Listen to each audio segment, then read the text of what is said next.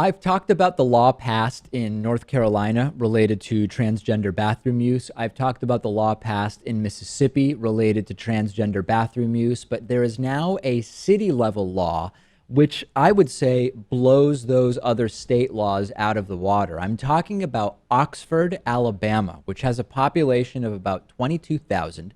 Their city council has passed their own transgender bathroom law, which says you must use the bathroom that matches up with your birth genitalia, of course, assuming you weren't born intersexed, or face 6 months in jail and or a fine of $500. Oxford, Alabama is missing many things that we take for granted in northeastern cities in terms of stores or whatever, but they do have a Target. And this entire thing is a response to retail giant Target announcing they will allow transgender employees and customers to just use whichever restroom they feel comfortable with. The ordinance doesn't explicitly mention the term transgender, but the explanation is that the law is to prevent people from abusing policies such as Target's and using them to prey on other people. Now, we've talked about this before, Lewis. Any of these incidents of violence by transgender people or supposedly transgender people trying to just hang out in a different bathroom or a particular bathroom, it's basically unheard of. And most of it is actual anti-trans activists trying to prove some kind of point, or people like Mike Huckabee, who has said that if when he was a teenager, he could have just said he was a woman, he would have done it in order to go into the girls' locker room and check out naked girls. But those are really the problems, right? We haven't actually seen, by and large, any real issues with transgender individuals going into a public bathroom and attacking or sexually assaulting anybody.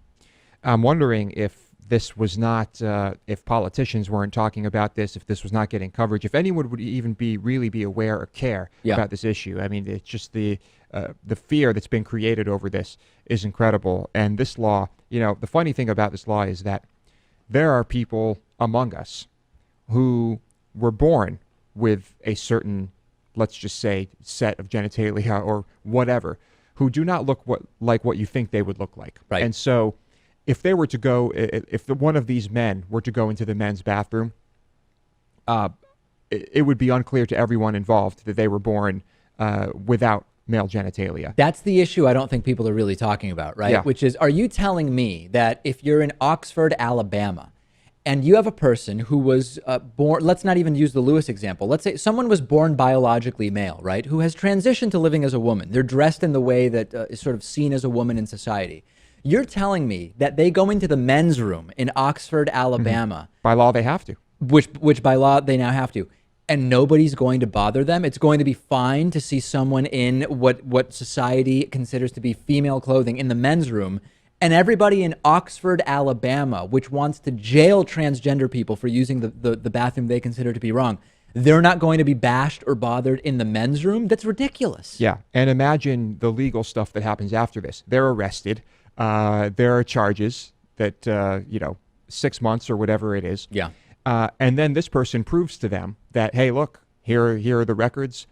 Here's how I was born. This is the bathroom I'm supposed to be in. This doesn't really occur to any of these idiotic lawmakers. You're getting at the practicalities, which is, as the law is written, it's the sex on the birth certificate, because you can change the sex on your license with more ease. So they say it's the birth certificate. Who carries around the birth certificate? So the way it'll work is police will show up. I guess they could try to check genitals, but they are not able to check birth certificates on site. So they issue some kind of a ticket. Person now has to appear in court. The city now has to look at, well, what is the birth certificate? This is a huge waste of taxpayer dollars. It's absolutely insane. Yeah. And I mean, we're just talking about now a woman in the men's room. Right. I mean, imagine if it's the opposite. Imagine if you've got just some big muscular guy who happened to be born the opposite sex going into the women's room. Can you imagine? He might be that'll shot. go over They fine. might kill him. They might shoot him dead right on the spot. It's absolutely ludicrous. One of the dumbest laws I've heard of in a long time.